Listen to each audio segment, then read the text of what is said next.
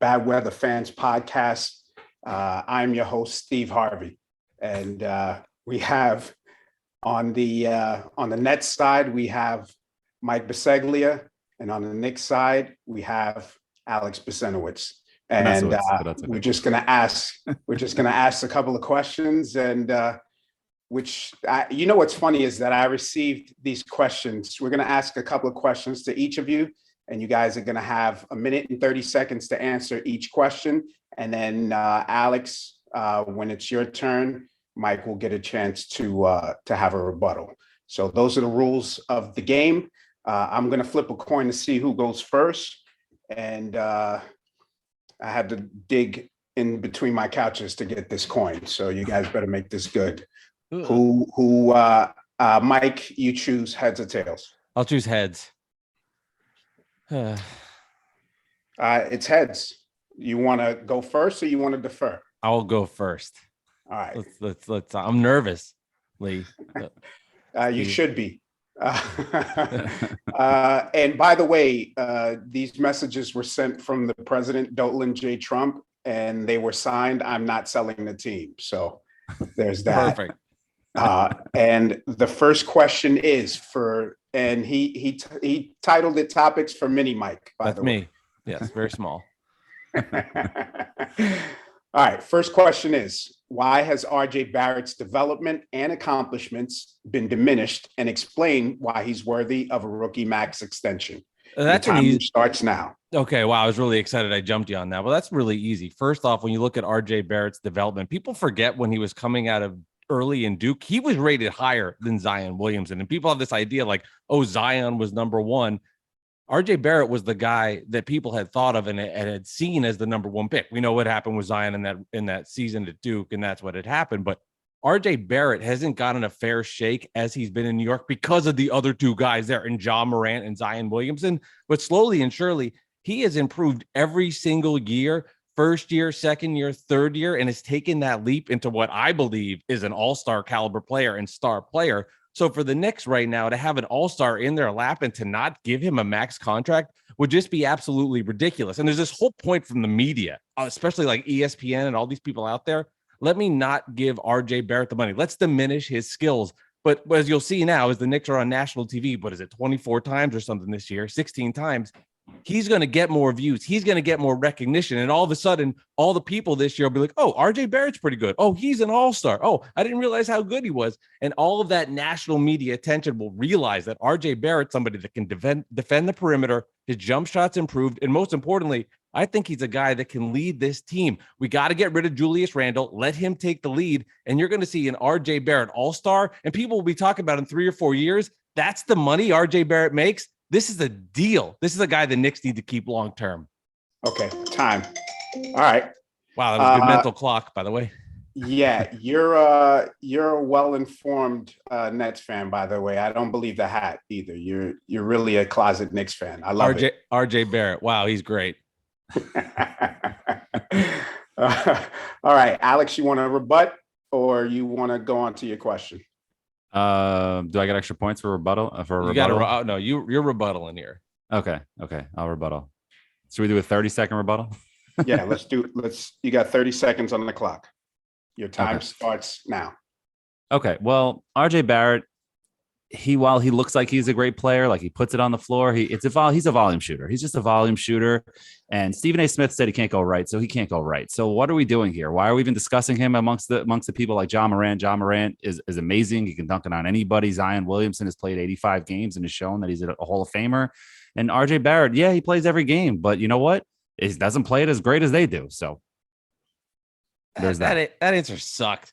Time. Wait, what are we doing here? Who was better? I thought Alex was all in on RJ Barrett. For the great answer, I'm going to give it to Alex because that wasn't believable at all. So that answer wasn't believable at all. Your defending of RJ Barrett was just making condescending remarks about Ja Morant and Zion Williamson. You couldn't even do it. I couldn't. Unbelievable. I tried. So for the way more entertaining answer, I'm going to go with Alex. Alex won. All right. So, Alex, this question is for you. You have 1 minute and 30 seconds on the clock. Why is keeping Julius Randle the smart decision for the Knicks? Your time starts now.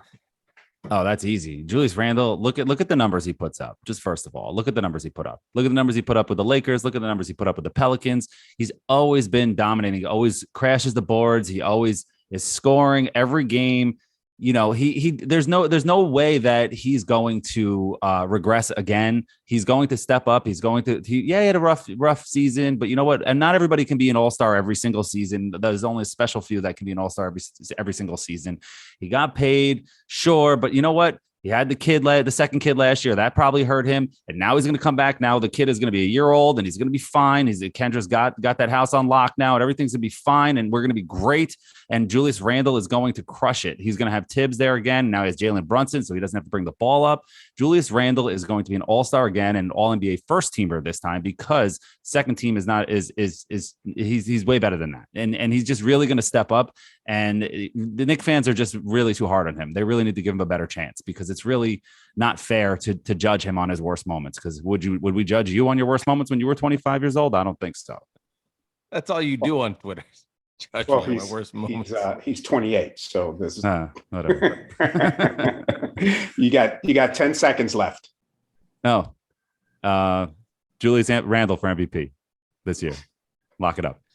I'm ready on my rebuttal. First of all, I think that's complete hogwash. I mean, the guy has shown that he is a locker room cancer. He can't do anything right with his teammates. When he's on the court, Obi Toppin doesn't get to play. And you know what? Obi Toppin might be the best player in the NBA, according to Knicks Twitter that I've seen. When he's on the court, the Knicks don't lose. He scores 35 points per game and he can dunk. If we're going to put Julius Randle out there, we're going to lose Obi Toppin and we're going to lose games. Quite frankly, I hope Obi doesn't go in the Donovan Mitchell trade. I mean, that would just be insane. But anyway, that's for another time. All right. Terrible answer, but I'll allow it. All right, for that believable answer, I'll go with Mike. A point from Mike. 1-1, huh? 1-1. All right. Okay. All right. 1-1. All right. Here's your next question. Mike, why is James Dolan a better owner than Joe Tsai? Your time starts now. Well, first of all, he understands that it's a players' league. I mean, look at Joe Tsai and what he's done. He had a generational talent in Kevin Durant on the team, and he's deciding to pick Steve Nash over Kevin Durant. It doesn't even really matter what James Dolan does with this roster because that decision was made. And I got to give credit to Dolan.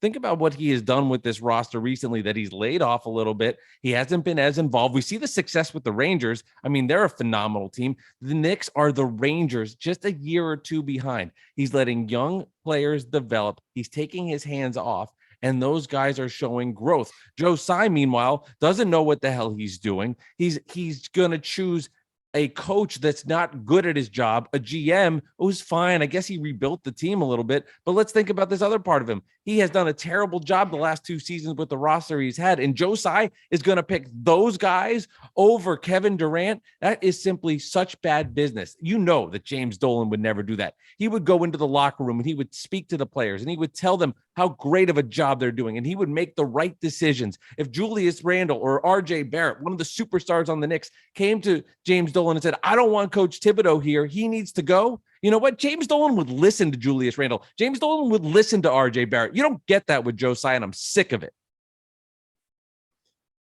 All right. Time's up. You sound like a homer. I'm sorry. Hey, that was the question. You know, Dolan's the guy. He's that's very homerish. So now I have to defend Joe Tsai, I guess, right? What a Knicks homer. Good luck. All right, Alex, you got 30 seconds with your rebuttal. Your time starts now. Honestly, what would you want Joe Tsai to do in this situation? He's forgotten more about business than these guys have done. He's a billionaire. These guys make more money than these guys do on their season contracts than he does in 5 minutes. I mean, this guy knows what he's doing, knows what's happening. If he's going to go out there and tell Kyrie that he's not going to give him a long-term deal, then you should believe him. He's a billionaire. He knows what he's talking about. He has more power than you do. So you know what? How can you say that he doesn't? You know, he's got that, you know, he's that kind of guy that can really change everything. And he has, and look what he's done. He's built the culture there in Brooklyn. And, Dolan is just don't a get long me, line of mess. Alex, don't get me started on the culture stuff. You're obsessed with how important the culture is for the Nets. You've been on Twitter for your whole life talking about Nets culture. I'm sick of it. Wow. Culture. A rebuttal to a rebuttal. All right. That's 1 point for Mike now with that, with the added rebuttal. You got to give him a point for that. The bonus and rebuttal. He sounds like a homer. So yeah, that's definitely a point for him. It's All easy right, talking Alex. like a Knicks fan. One It's mic, not then. hard at all. Oh my God. Spoken like a true Knicks fan. Easy. Delusional. Oh, this is easy money. All right, Alex. 1 minute, 30 seconds on the clock. Why is Tom Thibodeau the right coach for the 2022-2023 Knicks team? Your time starts now. Oh, this is gonna be tough. All right. Well, Tibbs has won Coach of the Year several times in his career, right? He has forgotten more about coaching than you even know about coaching. Have you watched the tape? Have you watched the tape? Have you broken down the film like Tom Thibodeau has? What? Not 3 times, but yeah. Not 3 times. No, he watches it 10 times. That's much he cares. He doesn't have a wife. He doesn't get laid. He doesn't care. All he cares about is basketball. Basketball, 24/7, 365 and 366 on a leap year. That is Tom Thibodeau's life, is basketball. And guess what? If he says a young player shouldn't play, then he is right. And if he says that it's okay for Julius Randle to throw a laptop in an assistant coach's face, then he is right. And he should play 40 minutes a night after that. No doubt about it. Tibbs knows what he's doing. He's been on benches with other great Hall of Fame coaches before. He's won championships as an assistant. He knows what he's doing. And you should not question Tibbs. He has, like, if you have a coach with no hair, that means you're a better coach than most of the other coaches with hair. That's just how it is. That's just the facts of the matter of what's going on. And Tibbs literally has brought the Knicks more in his first season here than the last 4 coaches. So I don't know why you would want to get rid of him. You're just pathetic, and you're impatient, and give him more time. All right. Is that a minute? I don't know how long. Yep. Minute and a half. It was long enough. Time. Mike, your rebuttal? Yeah, I mean, I look at it this way, and I'm surprised Alex has that opinion, but not surprised. When you look at the matter here, Tom Thibodeau is a guy that likes to play older players. And the Knicks, as I've mentioned before, have so much young breaking talent. They've got a guy in Obi Toppin who I think can be an all-legitimate all-NBA first team. If there was a team ahead of the all-NBA first team, Obi would be there. And I'm surprised to hear that, because when Thibodeau's there, he's going to stunt the growth of the younger players. And ultimately, that's what matters, because this is a rebuild with some younger stars on this roster. Coach Tom Thibodeau is not the guy right now. I'm sorry, Alex. All right. Time. Alex, I know how difficult that was for you to say. I can see you trembling. And I know you don't believe anything, but it was very believable to me. It sounded good. So that's another point for Alex. Nice. 2-2. 2-2. All right. It's close. Look, he's nervous. He's drinking water. This is not getting water. tight. Yeah. We got 2 questions left. Yeah. Mike, it's on you. You got a minute and a half to answer this next question. Question number 3 is, why is Sean Marks an overrated executive? Your time starts now. Well, I might agree with this. We'll go back to the early parts of the Sean Marks issues. And I love how all Net fans, right, they always have to go back to Sean Marks and talk about what he did early on. Yeah, the Nets had no draft. Like, to me, Sean Marks should be thanking Billy King, because if Billy King didn't make the moves that he did, Sean Marks wouldn't even have a job to make this so-called rebuild. I think how difficult is it to swap draft picks, swap to get more picks? I'm having a hard time here. How hard is it to make those moves to add draft picks? The team was gutted. They had no picks. They had to make those moves. And this whole Sean Marks is living on the past. I think we'll go with that angle, okay? We'll go with that angle. Sean Marks is living on the past. He made a couple of sweet moves that were worked out, but it's, what have you done for me lately? Kevin Durant is going to be gone. Kyrie Irving is going to be gone. And let's be real, were they really even good signings to begin with? Kevin Durant was coming off this really bad Achilles injury. He hasn't lived up to how good he could have been. He's only half the level he was in Golden State. I mean, Kyrie Irving, when he plays, is good, I guess, but he hasn't done much. And then Sean Marks went ahead and dealt Karis LeVert. He went ahead and dealt Jared Allen and got James Harden, who we all know what happened there, Net fans, right? That ended up turning into Ben Simmons. Hey, Net fans, let me ask you a question. How many games has Ben Simmons played this year? in the last year? The answer is 0. The guy doesn't even play. And why would any Net fans be hopeful that he will play? We know he won't. Your whole fan base is delusional if you think that. So it's ridiculous. So Sean Marks living on his past instead of living on what's his accomplishments later. And that's been a major issue. I think I need 5 minutes to just bash how bad Sean Marks is. When I tried to bash him on the early stages was difficult because he did a decent job there. And I couldn't in my brain come up with a way to put down turning a team that had nothing into at least a playoff team. So I went with the second half there, and hopefully I won you over, Lee, as I'm rambling now.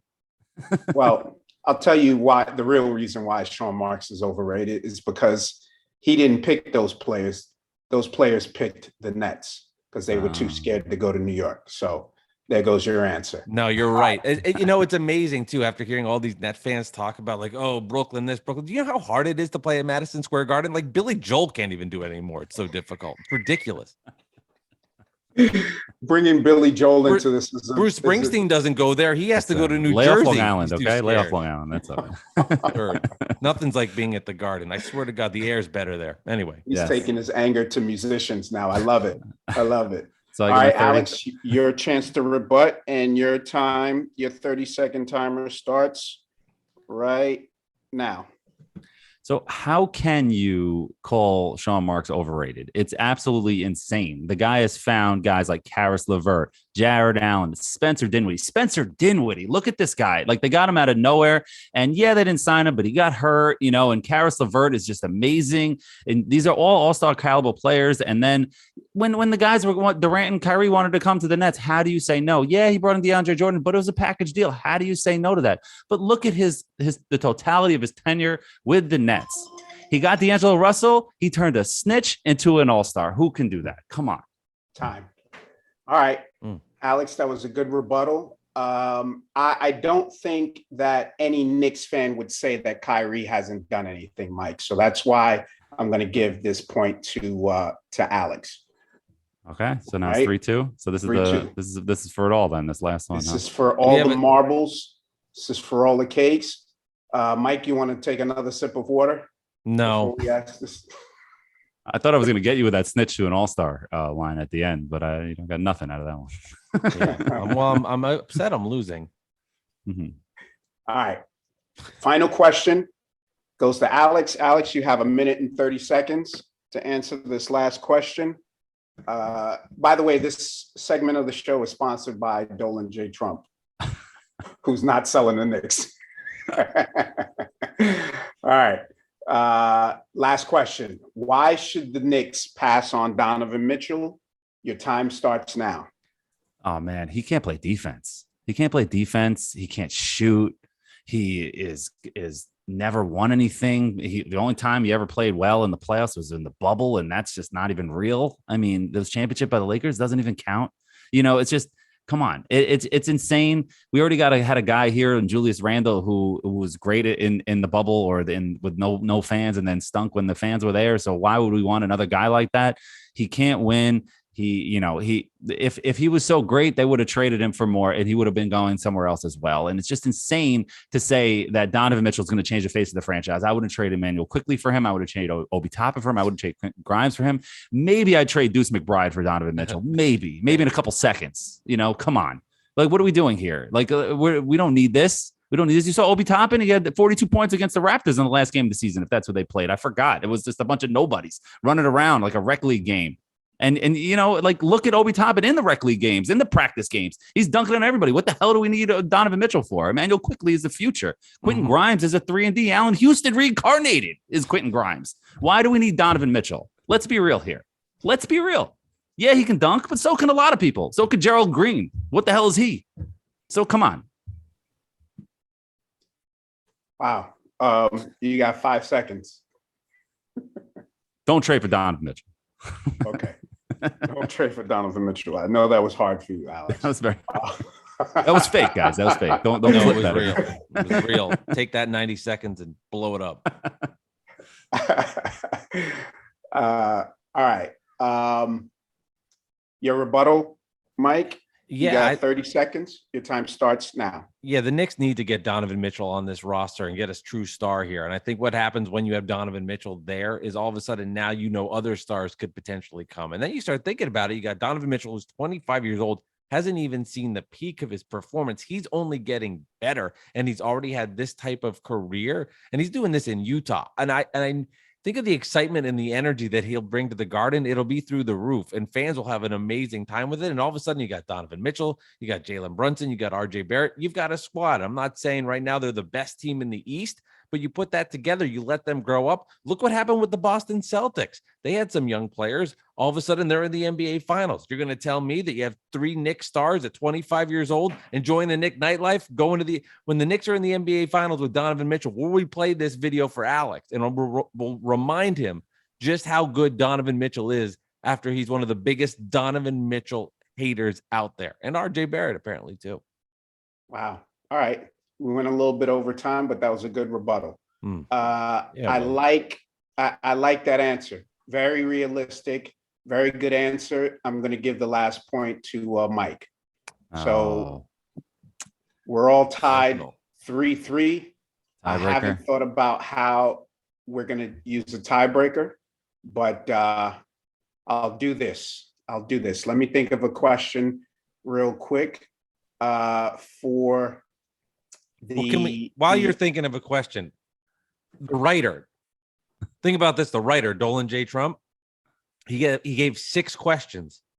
How many, when an NBA series, I know it's been a long time for him and his franchise with playoffs, but they're best out of 7. They're not best out of 6. You don't go to the Garden. Oh, it's 3-3. No, you have a game 7. Dolan, you need a 7th question. That's not good. That's dumb. Bad job. Well, love you, Dolan. Buy his merch. Here's what we're going to do. We're going to ask this question. This question is for you, Mike. We'll start with you, and then Alex, you'll have your chance at a rebuttal. Mike, why is it easier to play at the Barclays?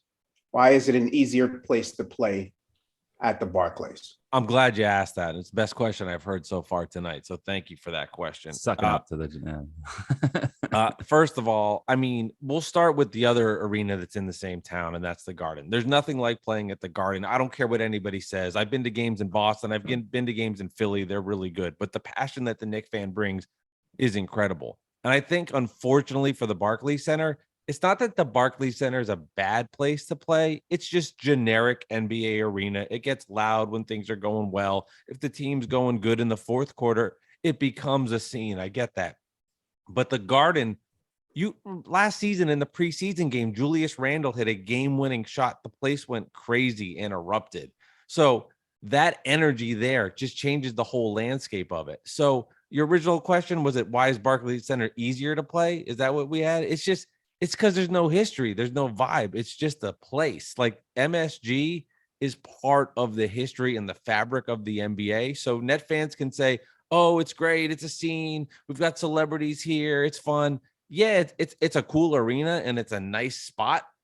But in the history and of what we have in basketball, it's not Madison Square Garden. It never will be. And unfortunately, there's guys like Kevin Durant and Kyrie Irving that didn't want to have that smoke, didn't want to go into the Garden and deal with what comes with it. And they went to Barclays Center and took the easy way out. And it sucked if you're a Knicks fan because you would like if they had signed. But the reality of it is they're almost their own worst enemy because of how difficult it is to play there. And guys like Kevin Durant that just want to take the easy way out, they went to Brooklyn and got New York Light.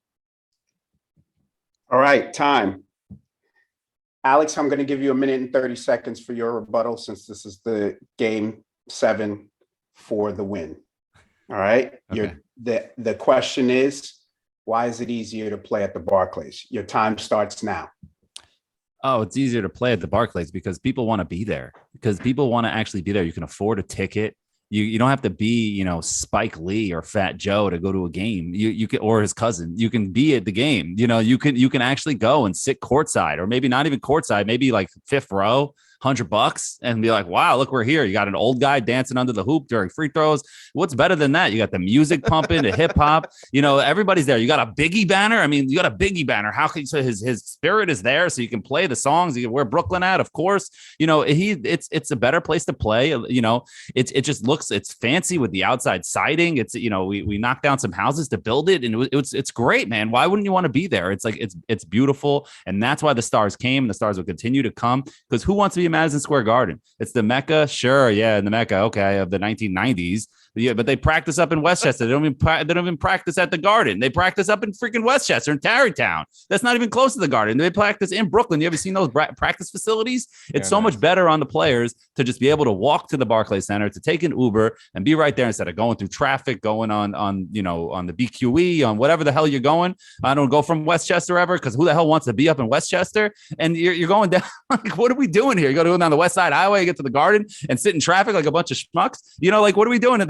the Barclays Center? You can just be right there, and it's all it's more new age. It's easier. It's fun. The vibe is there, and it's just a better place to be. No, I have to go. You just sound like one of these new age net fans. It just has to be like, oh, it's fun, the vibe, that's your the fan energy. base, bro. I understand. And then you're ripping the 90s Knicks. Like, I'm sorry. Like, do the Nets have a history like that? The 90s Knicks, I swear, like, I know people that were there. It was amazing. You talk about that experience in there. Michael Jordan, seeing Reggie Miller. There were no games like that. You go to the Barclays Center. Charles Barkley said it on TNT. I mean, he said it was like going to a funeral. It's like it's dead in there. If Charles like, Barkley said something, then it must be facts. It's a big Charles talent. Barkley Alex, that's a big deal. The MSG, it's like the league appreciates it. They understand it, and it's just typical Nets fan. Let me hype up. Listen, the Barclays you got a cool Center ceiling, okay, at the Garden, cool ceiling. But you know what? Like, yeah, when you were building that history, we were stuck in the Continental or the Brendan Byrne, whatever it was over there. Now we're here, and you're just jealous, and that's just what it is. I'm sorry, you're just jealous that we have a nicer arena. History. I'm sorry. History. That was a great rebuttal, Alex. Very, very good rebuttal. Mike, although I did like your initial answer, I thought, it was good. It was very believable, but I have to give this round to Alex. That's right. Well, defending the Nets is easy. I mean, it was an easier question to defend because the Barclays Center is amazing. So it lend itself to winning that. So, but right. Fine, I'll take it. So you win by losing. So yeah, exactly. That's true. Exactly. Well, that was a great tiebreaker question. It was a great tiebreaker question. Yeah, that was pretty good. That was pretty good. I hope we can do this again, man. That would be really cool if we can do this again. Yeah, we got to have you back on, do some more things. We had Leon earlier. That was fun also. Real quick, what's your thoughts on Donovan Mitchell? Your real thoughts, not fake thoughts. My real thoughts are what they should do is, here's the problem. I trust the front office, right? I sound like Mike in one of those earlier answers. I think they're going to do whatever it takes to get it done, but they also have to protect themselves, right? They have to make sure that they're not getting fleeced. And I can respect that. The way Danny Ainge is, going through the media and talking about, he has other deals on the table is kind of ridiculous. And it's almost transparent. Like, that he's doing this. And of course he should, right? He should get the most for his deal, but I'm glad that these guys know the market. They know they're looking towards the future. They have an understanding of team needs and they have a vision of what it is that they want and what they want their team to look like. I think people are a little bit, going crazy, like fans and media members talking about the guys who they're not going to give up, which is probably not true. We don't know. I think they'll be willing to give up anybody within reason, but they also want to have a good competitive team because they know if they lose all of these guys, Donovan Mitchell is gone in 2 years. So they're going to make the smart decision, and I'm confident we'll get him. He'll be a Knick. He'll be playing against Utah later in this year on national TV on TNT, and it's going to be great, man. It's going to be really good to see. That's fair. I'm just happy that I've been on just as many times as Richard Jefferson. It feels good. I'm coming for Donald for Dolan J. Trump's title of being on here 8 times, but one show at a time. What Yeah, show it's at a him and time. Evan. Evan was on how many times? 3 times also. Yeah, was 3 times too. Evan was on a few times, Yeah. maybe 3. Yeah, so I'm All right. coming. You're coming That's there. right. Yeah. And well, Climbing up the leaderboard, man. Yeah. and you had a video. Follow you on Twitter. Give the info. I don't remember it off the top of my head, but you had a very funny video about Knicks podcasters tonight that you dropped on Wednesday evening at like 9 something, which was a must watch. Yeah. So follow Lee on Twitter. What's the handle again, Lee? I just don't know. At Leo Valentin. Yeah, At that Leo was Valentin. funny. You made me laugh. Yeah. You made me That laugh. was When you said 38, I lost it. I listened with my wife too. She enjoyed it. It's not a shot to anyone in particular. It's just Sure, yeah. You gotta laugh at yourself. You gotta laugh at yourself, right? I mean, if you can't enjoy that, you're taking this too seriously. I'm Yeah, sorry. yeah. Like I saw that and it's relatable stuff. It's funny. So if you can't laugh at that, you're not Right. You're not gonna last doing this. I hope it ruffles some feathers because apparently, if you're start a beef on Nick's Twitter, you're saying something. So I like to. There you go. I'd like There you to go. be seen more. Just wait till Papa Left sees it, and then it's over. I'm obsessed with Nick's spaces and Twitter. They're phenomenal. I mean, they're so much fun. I always want to talk. I'm a little scared. But they're so funny. I mean, really, Yeah. like just pure enjoyment. You go there for the entertainment, not Totally. For the sports talk. No, not for the opinions. I could do without those. But yeah, the entertainment's amazing. Well, Lee, thank you for hosting this reverse bad weather fans net Nick opinions, as we have heard every opinion in the whole world now on these topics with Kevin Durant and Donovan Mitchell trade over the last 4 weeks plus. So thank you for hosting that. We will definitely have to do it again. That was a lot of fun. Thank you very much, guys.